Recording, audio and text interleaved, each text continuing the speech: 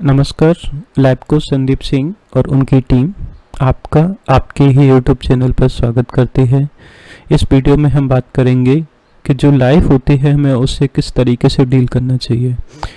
देखिए, कुछ लोग होते हैं जिनके बहुत ज़्यादा नखरे होते हैं और आप जानते हो सकता है आपको ऐसे लोग पसंद नहीं हो, बट हमें ये चीज़ समझनी है कि जो लाइफ होती है इसके भी अपने नखरे होते हैं, इसके भी अपने टेंट्रम्स होते हैं और उनको अवॉइड करने का कोई ऑप्शन नहीं है। क्या आप मानते हो लाइफ फेयर होनी चाहिए, स्टेबल होनी चाहिए, प्रेडिक्टेबल होनी चाहिए? अगर हाँ, तो मैं भी इसी तरीके से सोचता था और यही हम उम्मीद करते हैं, बट दुख की बात यह है कि ये सच नहीं है। लाइफ का अपना एक खुद का एक तरीका होता है जहाँ पे वो अपने आप को अनफोल्ड करती है और कई बार हमें कुछ ऐसी सिचुएशंस में डाल देती है जो अनडिजायरेबल होती हैं या फिर कभी कभार पेनफुल भी होती हैं। हम कुछ स्टेप्स ले सकते हैं लाइफ को और ज़्यादा स्टेबल बनाने के लिए और फेयर बनाने के लिए और इसको ज़्यादा प्रेडिक्टेबल बनाने के लिए, बट ऐसा कभी भी नहीं हो सकता कि जो हमारी लाइफ है वो 100% फेयर, स्टेबल और प्रेडिक्टेबल हो जाए।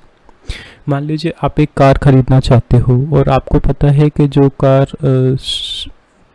सस्ती होती हैं उनमें सेफ्टी फीचर्स उतने अच्छे नहीं होते, तो आप बहुत मेहनत करते हो, आप उस पल तक इंतज़ार करते हो जहाँ पे आप एक ऐसी कार खरीद सको जो सेफ़र है, जिसमें कुछ ऐसे एडवांस फीचर्स हैं जिससे आपकी और उस कार में जो भी दूसरे व्यक्ति बैठे हैं, दूसरे लोग बैठे हुए हैं, उनकी ज़िंदगी बच सकती है। लेकिन क्या हो सकता है कि कहीं से कोई ड्रंक ट्रक ड्राइवर आए और वो अपनी कार में एक्सीडेंट कर दे।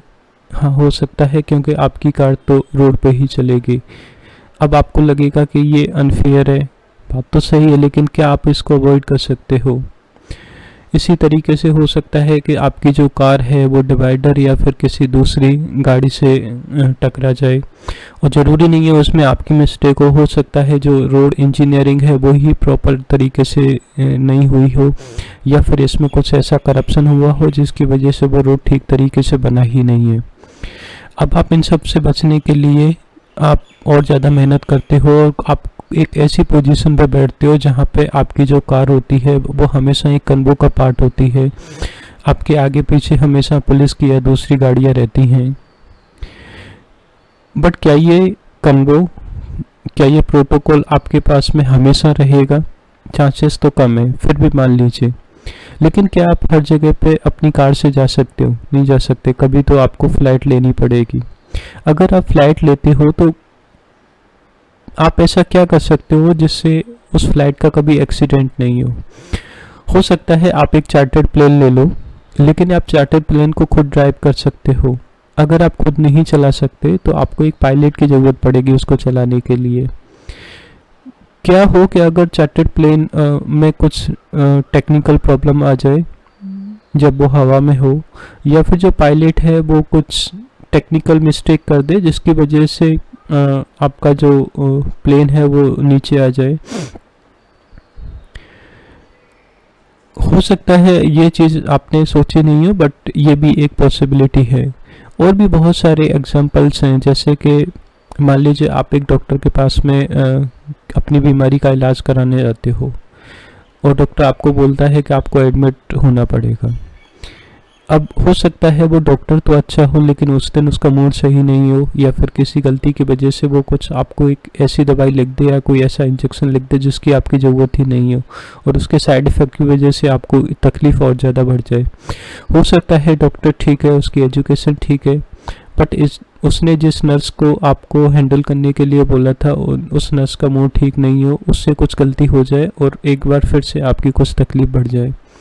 हो सकता है डॉक्टर भी ठीक है, हॉस्पिटल भी ठीक है और जो नर्स है वो भी ठीक है, बट आप जो दवाइयाँ ख़रीद के ला रहे हो सकता है वो ही फेक हो और इनफैक्ट हो सकता है किसी ने जो एक्सपायर्ड दवाई हो उन्हीं को एक नए रैपर में पैक करके आपको बेच दिया हो।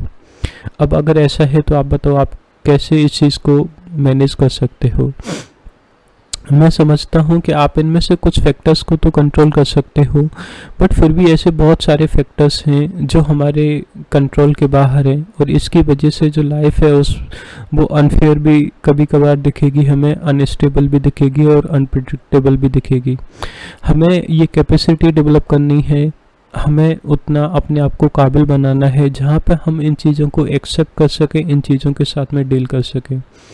आपने शायद जो नाइक कंपनी के फाउंडर हैं फिल नाइट, आपने उनकी बायोग्राफी पढ़ी होगी।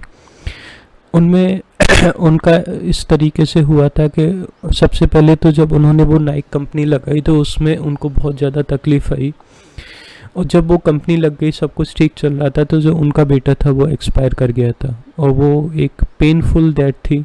अगर आप वो बायोग्राफी पढ़ते हो तो आपको समझ में आता है कि जो चीज़ें हम लाइफ से एक्सपेक्ट करते हैं कभी कभार हमें कुछ अलग ही मिलता है। तो वहाँ पे उनके पास में पैसा है, शोहरत है, सब कुछ है, बट उनका खुद का बेटा इस दुनिया से चला गया। अब आप सोच के देखिए कितनी तकलीफ़ होगी।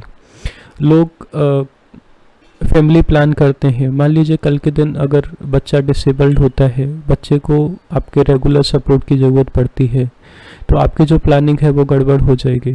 और हो सकता है अगर दोनों पेरेंट्स जॉब कर रहे हो तो उनमें से किसी एक व्यक्ति को जॉब भी छोड़नी पड़े। और यही चीज़ हुई थी जो माइक्रोसॉफ्ट के अभी जो चीफ एग्जीक्यूटिव ऑफिसर है सत्या नडेला, उनके साथ में जब उनका एक बेटा डिसेबल्ड था तो उसको सपोर्ट करने के लिए उनकी वाइफ ने अपनी जॉब छोड़ दी थी।